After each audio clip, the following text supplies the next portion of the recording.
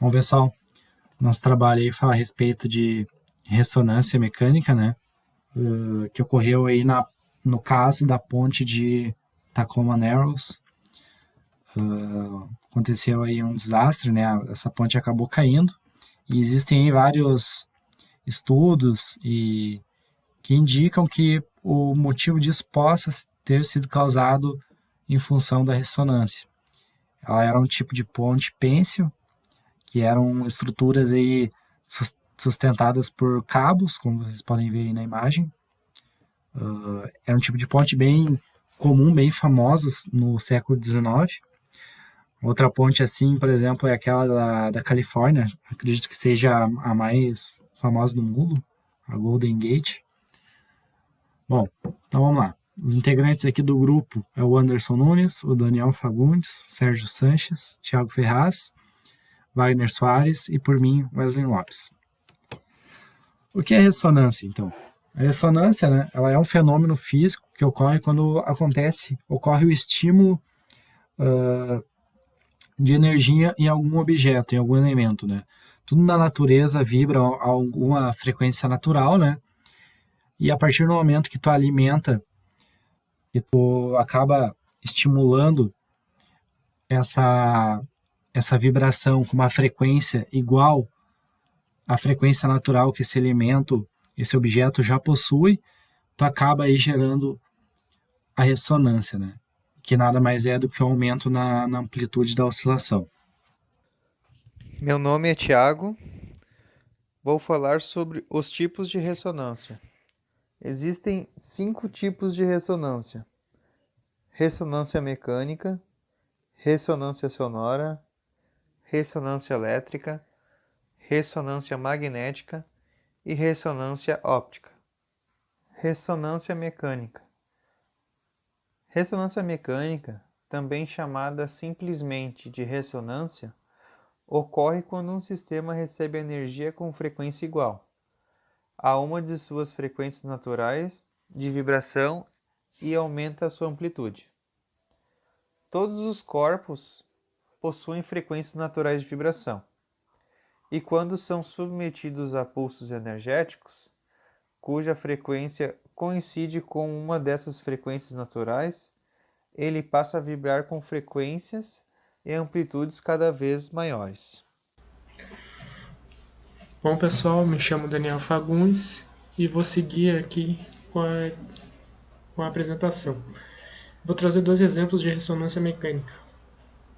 Um dos exemplos seria podemos produzir uma ressonância mecânica ao empurrarmos um balanço, e se a frequência dos empurrões periódicos for a mesma da frequência natural do balanço.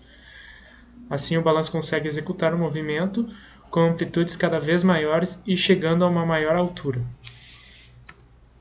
Um outro exemplo também seria a quebra de uma taça com o canto agudo de um cantor lírico. A taça é quebrada por ter sua frequência natural igual à frequência das ondas sonoras emitidas pelo cantor. Dessa forma, ela entra em ressonância e começa a vibrar até quebrar. Nosso caso estudado foi o rompimento da ponte de Tacoma, nos Estados Unidos, em 7 de novembro de 1940. Essa ponte, os estudos de viabilidade da construção da ponte iniciaram em 1928 e ela foi orçada inicialmente num custo de 11 milhões.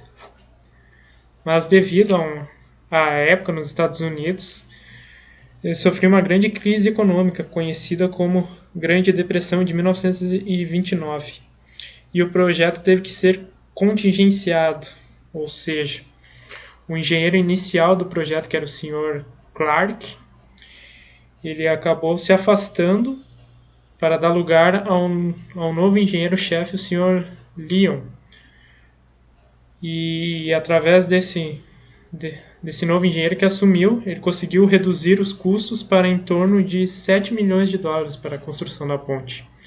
E a construção teve seu início em 1938. Tudo bom, pessoal? Meu nome aqui é Wagner Soares. Vou falar um pouquinho sobre a ponte Tacoma Narrows. Essa ponte foi uma ponte, no caso, em que caiu devido a um colapso gerado por vento, né? Essa ponte ela foi construída no dia 1º de julho de 1940 e destruída no dia 7 de novembro de 1940 também. Ou seja, ela durou apenas 4 meses. As coordenadas dela de posição eram de 47 graus 16 minutos norte e de 122 graus 33 minutos oeste. A ponte Tacoma-Nels, ela já tinha esse histórico de balançar, já tinha sido visto já antes da queda dela, ela balançando já. Porém, nesse dia, ela atingiu uma velocidade, o vento estava atingindo uma velocidade de aproximadamente 65 km por hora. E isso começou a gerar muita turbulência na ponte, até que no final ela acabou caindo. Vou falar aqui um pouquinho sobre o cronograma de como é que foi o dia em que ela caiu. Que no caso foi no dia 7 de novembro de 1940. As oscilações elas foram primeiramente observadas na madrugada do dia 7 de novembro, já atingindo variações de 2 a 5 metros de altura, e a ponte então começava a ser evacuada. Por volta das 9 horas e 50 minutos, todos os carros já tinham sido evacuados com segurança do local.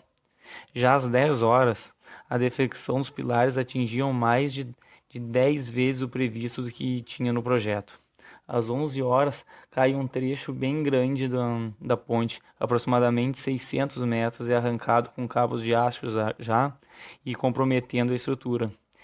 E às 11 horas e 10 minutos, toda a estrutura já estava submersa já no lago. Foi a hora que tudo caiu já. Bom, meu nome é Sérgio e eu quero aqui então falar o porquê que a ponte caiu.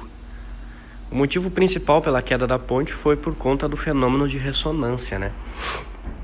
O vento começou a soprar, a bater na ponte, até que ela começou a aumentar, sua amplitude aumentou, até que ela chegou no limite, onde a resistência mecânica da ponte não suportou mais e veio a romper. Então esse foi o motivo principal da queda da ponte. Mas por estudos, outros fatores foram identificados, né, que influenciou também na queda da ponte, que foi o perfil aerodinâmico, como a gente pode ver aí no segundo parágrafo. Perfil aerodinâmico, a falta de rigidez transversal e a torção. Então a gente pode ver que vários fatores influenciaram para que houvesse então esse fenômeno de ressonância, para que aumentasse a sua amplitude até haver o rompimento. Tá bom? E aqui nesse outro slide, a gente pode ver aqui o momento exato da queda da ponte. No canto direito inferior a gente tem uma imagem, até vou mostrar aqui. Ó, o momento em que a ponte estava se aumentando a sua amplitude. A gente pode ver aqui no canto esquerdo da ponte está mais elevado, depois ele inverte, o outro lado aumenta e começa a aumentar, né, essa amplitude, e vai até que não resiste a resistência mecânica nela e acontece então o rompimento.